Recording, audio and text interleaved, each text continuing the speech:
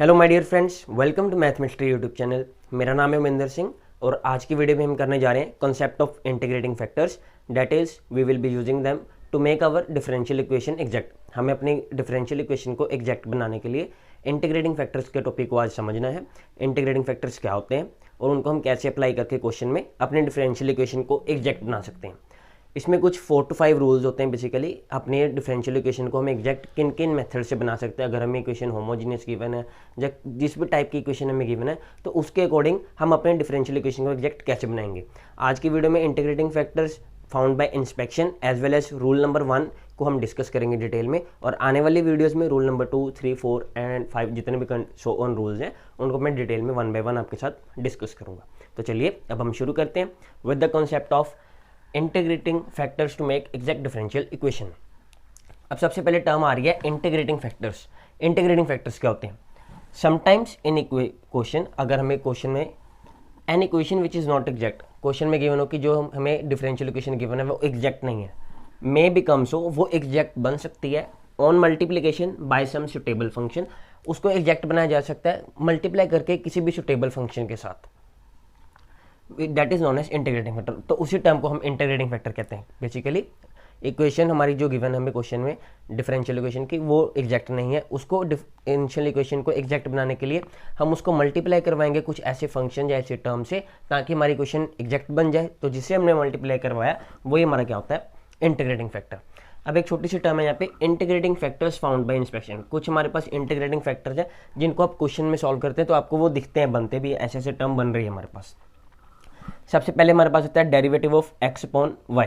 अब डेरिवेटिव हम x upon y कर रहे हैं, लेकिन किसके रिस्पेक्ट में कर रहे हैं यहाँ हमने कुछ नहीं बताया, इसलिए हम यहाँ पे dx और dy मान के चलेंगे। एक्स के लिए dx और y के लिए dy। अब यहाँ पे आपको पता है क्वेश्चन रूल लगेगा। सिंपली क्या लगेगा, अपॉन में जाके y का जो हमारा डिनोमिनेटर वाला पार्ट है उसको हमने लिख दिया y square.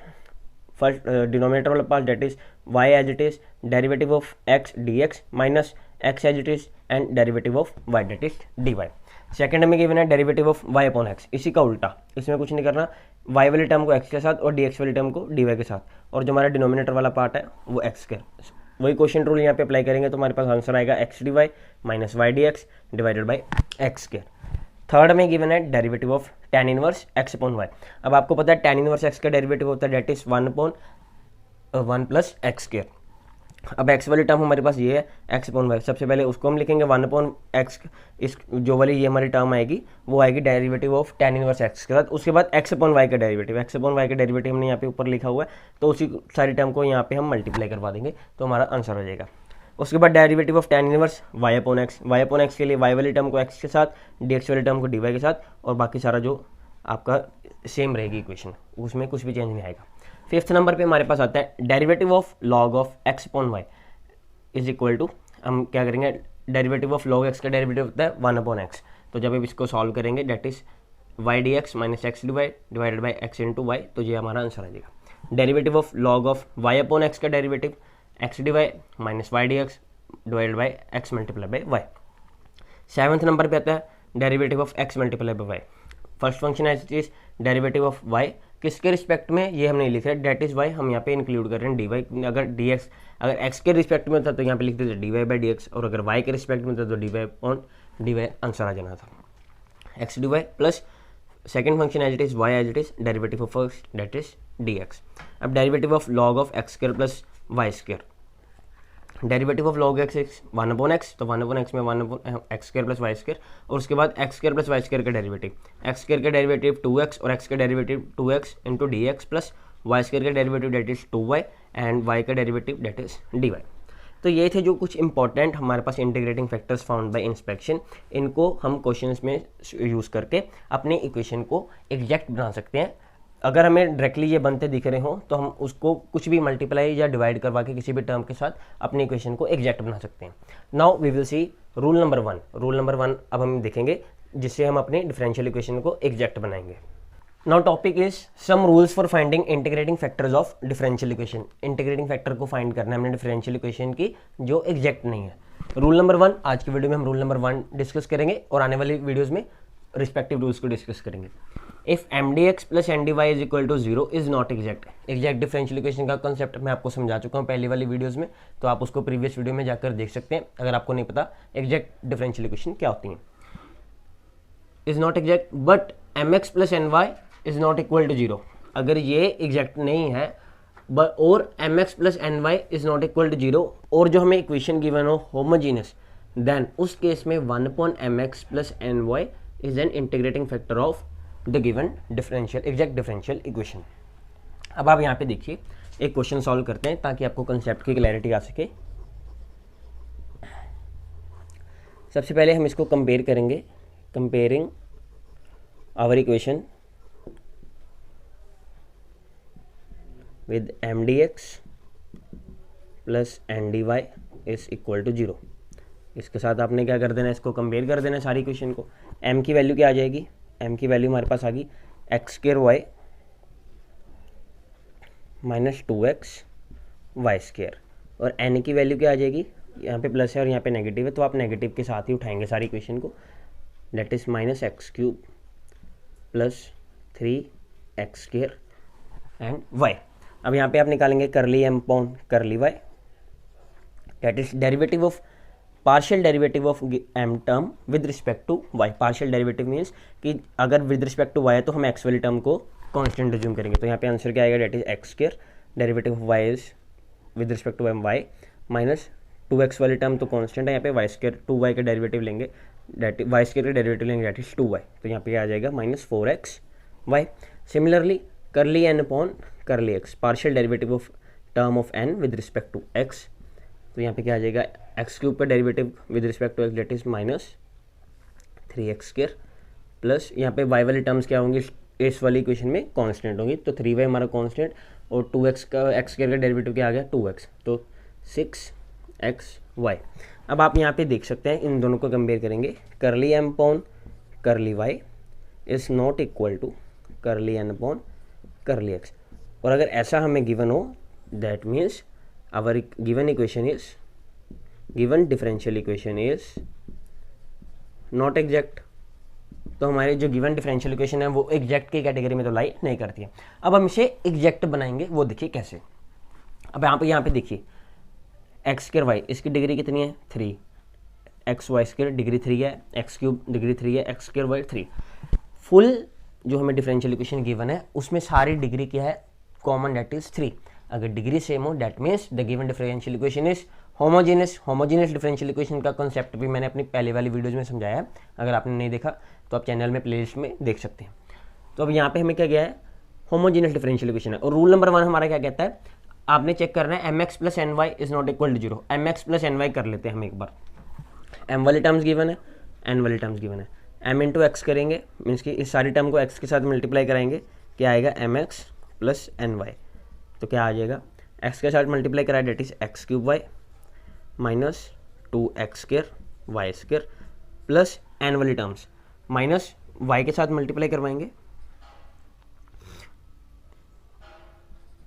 X cube y plus 3x square and y square. अब आप यहाँ पे इसको देखिए कैंसिल हो जाएंगी ये वाली terms, minus x cube y plus x cube y, ये तो क्या हो गया कैंसिल हो गया, 3x square y square minus 2x square y square is equal to x square and y square.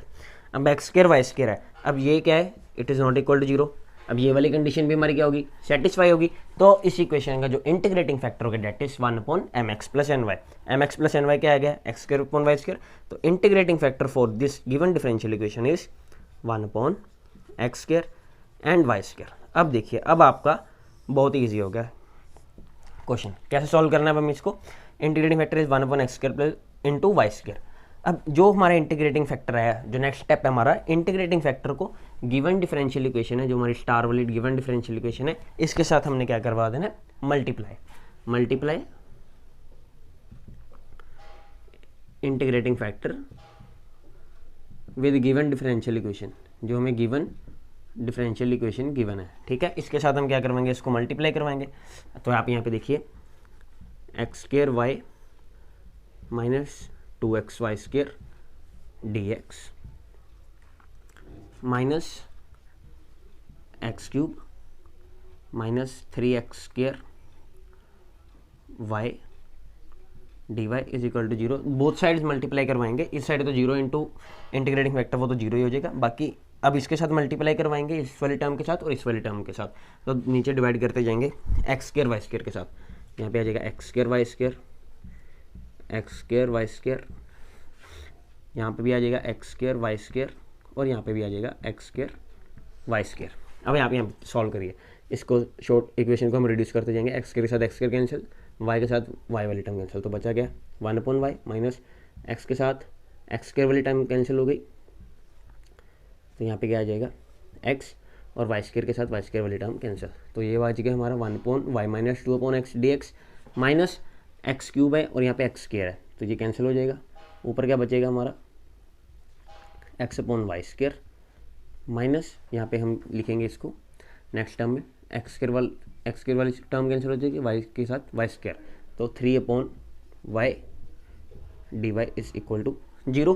अब आप दोबारा इसको कंपेयर करवाएंगे इसके साथ m d x plus N d y, तो m की वैल्यू क्या आ जाएगी हमारे पास simply that is 1/y minus 2/x, अब curly m upon curly y that is partial derivative of m with respect to y, तो y के साथ डेरिवेटिव लेंगे 1/y का derivative that is minus 1/y square, और x वाली term यहाँ पे हमने कांस्टेंट एज्यूम करनी है, तो कांस्टेंट का जो डेरिवेटिव होता है दैट इज 0। अब n की वैल्यू क्या आ जाएगी, एक बात आपने जरूर ध्यान रखनी है, हमें क्वेश्चन में है m यहाँ पर माइनस साइन है लेकिन हम कंपेयर कर रहे हैं M d x plus N d y, तो आप नेगेटिव साइन को इंक्लूड करेंगे यहाँ पे, तो नेगेटिव साइन अंदर मल्टीप्लाई हो जाएगा that is minus x/y square plus 3/y। अब हमने क्या करना है, कर ली n upon curly x which is equal to partial derivative of n with respect to x। अब derivative with respect to x है तो y वाली टर्म्स क्या होंगी, कांस्टेंट एज्यूम होगी, इस वाली टर्म 3/y सिर्फ y वाली टर्म है, ये तो कैंसिल हो जाएगी दैट इज 0 क्योंकि ये कांस्टेंट टर्म है और कांस्टेंट का डेरिवेटिव 0 होता है हमारे पास माइनस x/y स्क्र, तो आप यहाँ पे लिखेंगे विद रिस्पेक्ट टू x है तो 1/y स्क्र कांस्टेंट है तो y स्क्र वाली टर्म कैंसिल बाहर आ जाएगी और माइनस x का derivative with respect to x that is minus of 1, तो ये आ जाएगा माइनस 1/y square, 1 minute minus 1/y square. तो अब यहाँ पे देखिए curly m upon curly y and curly n upon curly x दोनों क्या है minus 1/y square minus 1/y square, hence curly m upon curly y is equal to curly n upon curly x, hence the given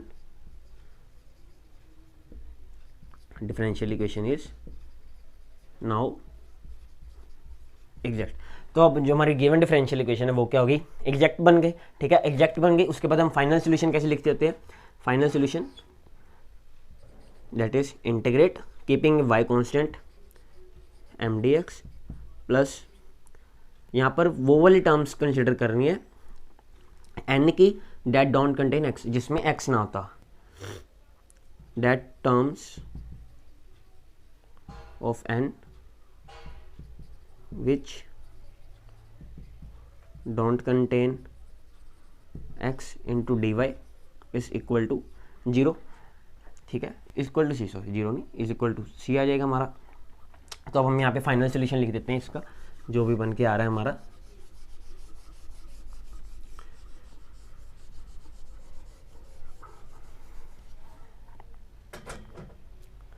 तो m वाली term क्या है हमारी यहाँ पर, यहाँ इससे इसको देखना अब आपने, इसको देखते हुए हमने सोल्यूशन लिखना क्योंकि हमारी जो डिफरेंशियल इक्वेशन है वो ये वाली एग्जैक्ट है फाइनल।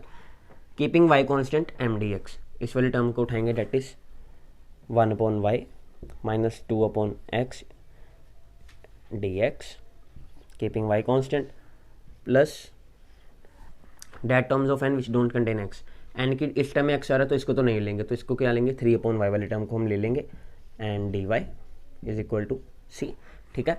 अब 1/y और dx, 1/y तो हमारी कांस्टेंट टर्म है तो यहाँ पर क्या आ जाएगा सिंपली x/y, जब इसको आप इंटीग्रेशन करोगे विद रिस्पेक्ट 1 की integration with respect to x minus 2 constant term में 1/x dx की इंटीग्रेशन क्या होती है दैट इज log x, तो यहाँ पे आएगा 2 log x प्लस 3 बाहर आ जाएगा 1/y dy की integration that is log y, तो 3 log y is equal to c। अब हम इन टर्म्स को क्लब कर सकते हैं, देखिए कैसे, x/y मैं इसको क्या लिख सकता हूँ, 2 को मैं यहाँ पे भी लिख सकता हूँ बिकॉज लॉग की प्रॉपर्टी होती है log a to the a raised power b is b log a, तो 2 log x आंसर आ जाएगा। तो हम क्या लिख सकते हैं log x स्क्वायर प्लस इसको क्या लिख सकते हैं log ऑफ y क्यूब, क्योंकि a raised power b log a raised power b is b log a that is 3 log y, तो log ऑफ y क्यूब बन जाएगा।